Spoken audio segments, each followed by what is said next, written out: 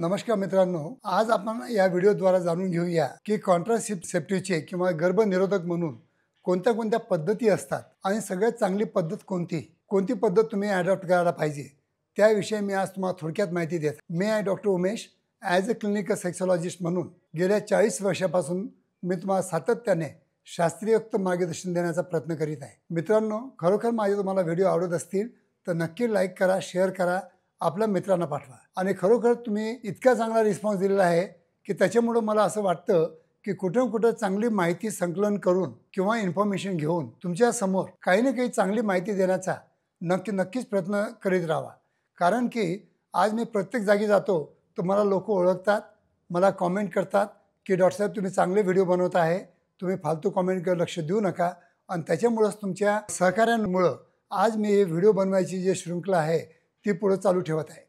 मित्रांनो, आजचा जो आपला विषय आहे की गर्भनिरोधकसाठी म्हणजे कॉन्ट्रासेप्टिव्हसाठी म्हणजे आपल्याला मूलबाळ राहिलं नाही पाहिजे तर यासाठी कोणती पद्धत सगळ्यात उत्तम आहे. तर मी तुम्हाला सांगेल की तुमचं जर नवीन लग्न झाले असेल आणि तुम्हाला 1 ते 2 वर्ष अजून मूलबाळ जर पाहिजे नसेल तर त्यासाठी तुम्हाला सगळ्यात चांगली जर पद्धत असेल तर तुम्ही 2 पद्धती आहेत.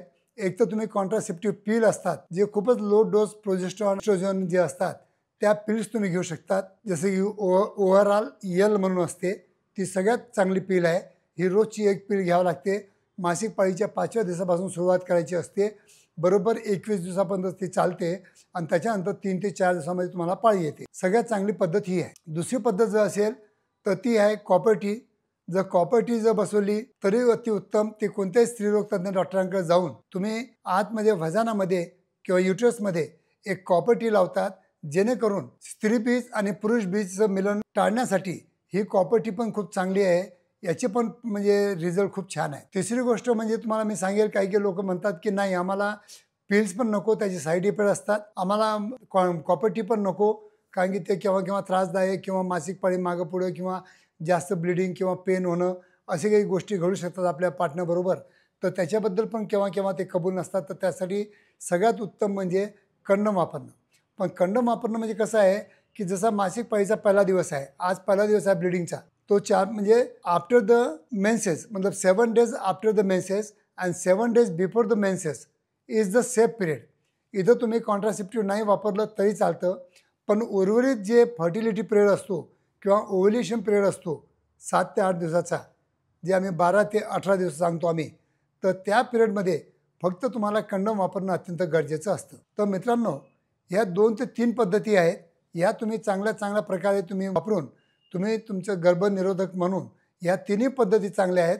तुम्हाला जे काही तुमच्या पद्धतीनं जे काही तुम्हाला अडॅप्ट करायचं असेल तुमच्या सोयीनुसार ते तुम्ही अडॅप्ट करू शकता. तिन्ही पद्धती चांगल्या आहेत. एकाची म्हणजे कमी असतं, साईड इफेक्ट असतातच. तर मित्रांनो, जर तुम्हाला गर्भनिरोधक जर काही कंडोम किंवा काही वापरायचं असेल किंवा अधिक माहिती पाहिजे असेल तर केव्हाही तुम्ही माझ्या क्लिनिकला येऊन माझ्याकडून मार्गदर्शन घेऊ शकता. धन्यवाद मित्रांनो.